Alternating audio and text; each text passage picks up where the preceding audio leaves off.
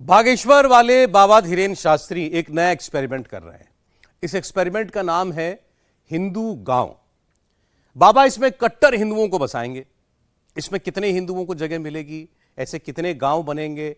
अगर बाबा बागेश्वर का ये एक्सपेरिमेंट कामयाब रहा तो फायदा क्या होगा, किसको होगा। बाबा बागेश्वर की इस बात पर देश के बड़े बड़े नेताओं की नजर है, क्योंकि बाबा बागेश्वर का नया कैलेंडर बिल्कुल तैयार है। उन्होंने पिछले 2 महीने में बिहार, एमपी, यूपी और गुजरात यहां के ताबड़तोड़ दौरे किए। अब रामनवमी आने वाली है। हनुमान जी के नाम पर बाबा बागेश्वर माहौल बनाएंगे और उसके बाद का क्या प्लान है, यह आप इस रिपोर्ट में देखिए।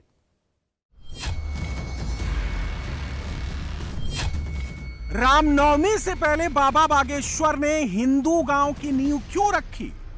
जहां बरसात नहीं होती है वहां की फसलें खराब हो जाती हैं।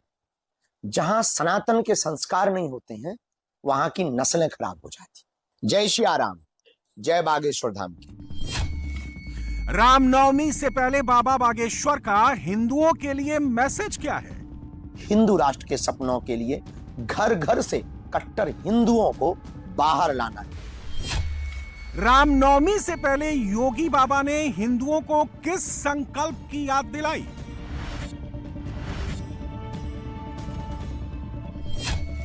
प्रधानमंत्री ने विदेशी धरती से हिंदुओं को क्या मैसेज दिया?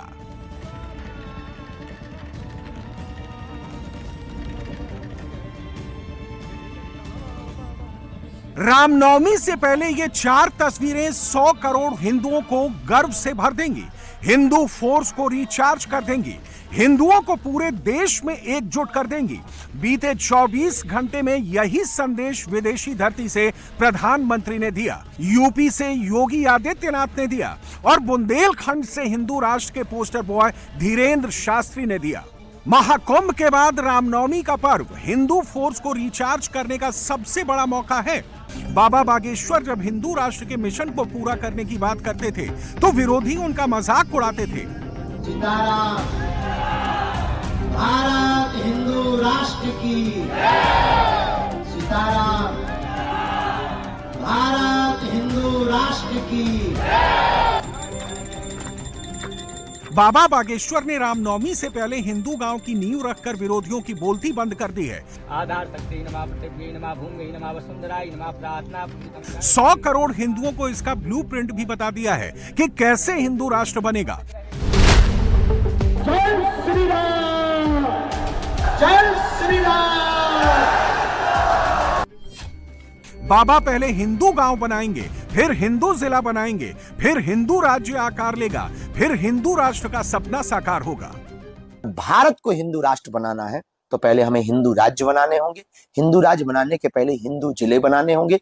हिंदू जिले बनाने के पहले हमें हिंदू गांव बनाने होंगे और हिंदू गांव बनाने के पहले हिंदू घर बनाने होंगे। हिंदू घर बनाने के लिए पहले कट्टर हिंदू बनाने पड़ेंगे और उन हिंदुओं को बनाने के लिए हमने प्रकल्प ठाना है सुंदरकांड मंडल बागेश्वर धाम, जो वर्तमान में प्रारंभ होने जा रहा है। इसी अप्रैल के महीने से एक पूरी टीम बागेश्वर धाम की निकल चुकी है यह बिगुल बजाने के लिए, जो गांव गांव जाकर के एक मंडल बनाएगी, बागेश्वर धाम सुंदरकांड मंडल। बाबा बागेश्वर 5 महीने बाद हिंदू राष्ट्र के लिए एक और यात्रा निकालने वाले हैं। इन 5 महीनों में बाबा 600 ग्राम पंचायतों को जोड़ेंगे। इसकी जिम्मेदारी कोर टीम को दी है। हिंदू राष्ट्र की प्रयोगशाला में बाबा जिन कट्टर हिंदुओं की बात करते हैं वो इन्हीं गांवों में तैयार होंगे। 600 ग्राम पंचायतों को 5 महीने में जोड़कर जो होने वाली पदयात्रा है, उस पदयात्रा के लिए गांव गांव सुंदरकांड का मंडल बनाएंगे। फिर प्रदेश को जोड़ा जाएगा और एक दिन आएगा जब देश जुड़ जाएगा और भारत हिंदू राष्ट्र होगा। तो हमारी प्रार्थना है इस तैयारी में सभी हिंदू जुटें। ये देश को बदलने की तैयारी है, ये देश की दशा और दिशा सुधारने की तैयारी है, ये देश में नई क्रांति की लहर लाने की तैयारी है, ये देश में कट्टर हिंदू बनाने की तैयारी है, ये देश में हिंदू ग्राम बनाने की तैयारी है। बाबा बागेश्वर हर गांव में एक सुंदरकांड मंडल बनाएंगे। इसमें हर जाति के लोग शामिल होंगे। हर गांव में एक प्रभारी होगा। 10 गांव को जोड़कर एक मंडल बनाएंगे जो जिले की कोर टीम से जुड़ेगा। सुंदरकांड मंडल में शामिल हर मेंबर को मंगलवार के दिन गांव में सुंदरकांड का पाठ करना होगा। गांव के जीर्ण शीर्ण हो चुके मंदिरों की लिस्ट बनानी होगी। बाबा सबके सहयोग से पुराने मंदिरों का जीर्णोद्धार कराएंगे। हर 4 महीने में सुंदरकांड मंडलों की मीटिंग बागेश्वर धाम में होगी। उन सभी ग्राम पंचायतों में एक एक प्रभारी बनाया जाएगा। वह प्रभारी एक मंडल के प्रभारी से जुड़ा होगा। 10 गांव का एक मंडल बनाया जाएगा।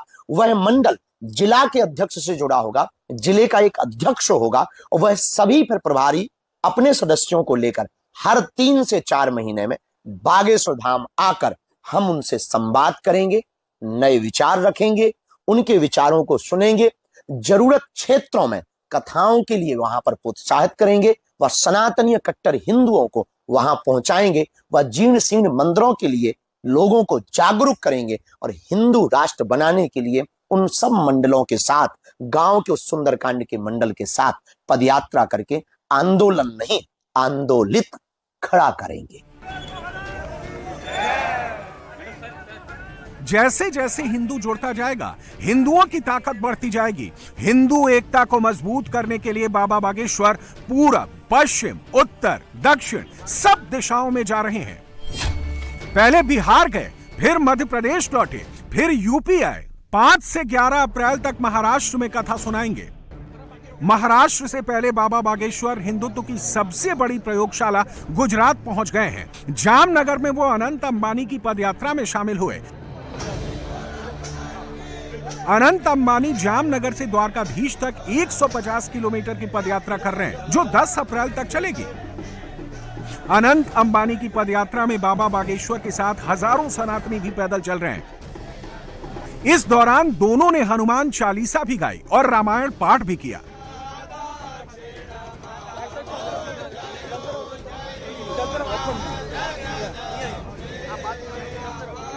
देश में हिंदू वोट का सबसे तगड़ा रिमोट बाबा बागेश्वर के पास है। बिहार में इसी साल विधानसभा चुनाव होने हैं। यूपी में 2027 में विधानसभा चुनाव है। गुजरात में 2027 में विधानसभा चुनाव है। तुष्टीकरण की राजनीति करने वाली पार्टियों की ठठरी बांधकर बीजेपी को हिंदू वोट का एज दिला रहे हैं। हिंदू एकता और हिंदू राष्ट्र मिशन के बीच बाबा क्रिकेट खेलने का आनंद लेना भी नहीं भूलते। अपनी कथाओं में वो जैसे विरोधियों पर बाउंसर फेंकते हैं, वैसे ही क्रिकेट की पिच पर भी फेंकते हैं। बैटिंग आने पर बाबा बागेश्वर चौके छक्के भी जमकर उड़ाते हैं। बीच में जब मौका मिलता है तो किसी बैंक के बुलावे पर एटीएम का उद्घाटन भी कर देते हैं। बाबा बागेश्वर के हिंदू गांव में मठ, मंदिर, पूजा पाठ के साथ साथ क्रिकेट की पिच और एटीएम जैसी सब सुविधाएं भी हैं।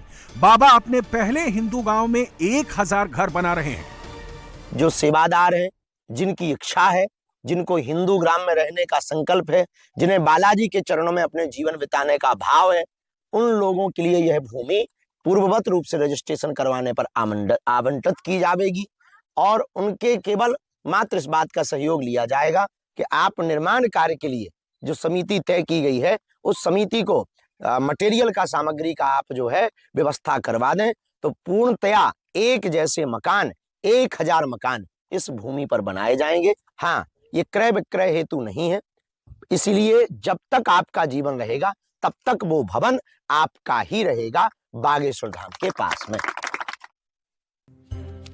हिंदुत्व के सबसे बड़े सेंटर यूपी में रामनवमी की भव्य तैयारी है। इस दिन प्रदेश के हर जिले में रामचरितमानस का अखंड पाठ होगा। पूरे प्रदेश में मंदिरों को सजाने का आदेश योगी सरकार ने दिया है।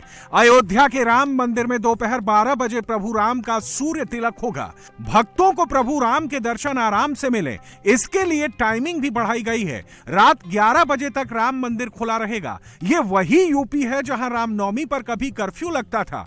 हिंदुओं ने 2017 और 2022 में एकजुटता दिखाई तो उनके तीज त्योहार और पर्व भव्य और दिव्य तरीके से मनाए जा रहे हैं। यही बात योगी 2027 और 2029 के लिए हिंदुओं को याद दिला रहे हैं। रामनवमी के अवसर पर हम सब का संकल्प होना चाहिए, भगवान राम का यह प्राचीन राम मंदिर एक भव्य और दिव्य रूप में एक बार फिर से जगमगा करके अपने प्राचीन गौरव की परंपरा के साथ आगे बढ़ता रहे, क्योंकि इन परंपराओं ने भारत की विरासत को बहुत कुछ दिया है। जगत गुरु रामानंदाचार्य ने सनातन धर्म से जुड़े हुए, हर जाति से जुड़े हुए शिष्य बना दिए। जाति पाति पोछे नहीं कोई, हरि को भजे सो हरि का होई। एक पवित्र परंपरा, एक पवित्र परंपरा। कौन नहीं उस परंपरा में दीक्षित हुआ, और उस परंपरा के साथ यहां पर आप सबको जुड़ने का अवसर प्राप्त हो रहा है। उस पवित्र परंपरा का संरक्षण करना, उसका समर्थन करना, हर स्तर पर उसे सहयोग प्रदान करना, यह हमारा नैतिक दायित्व भी बनता है और युग धर्म के अनुरूप हमारा कर्तव्य भी बनता है। रामनवमी पर कर्फ्यू लगाने वाले जरा ध्यान से देखें, योगी के राज में क्या बदला है। रामनवमी को सभी बूचड़खाने बंद रहेंगे। मीट की दुकानें अगर गलती से भी खोल दी तो इलाज महंगा पड़ेगा।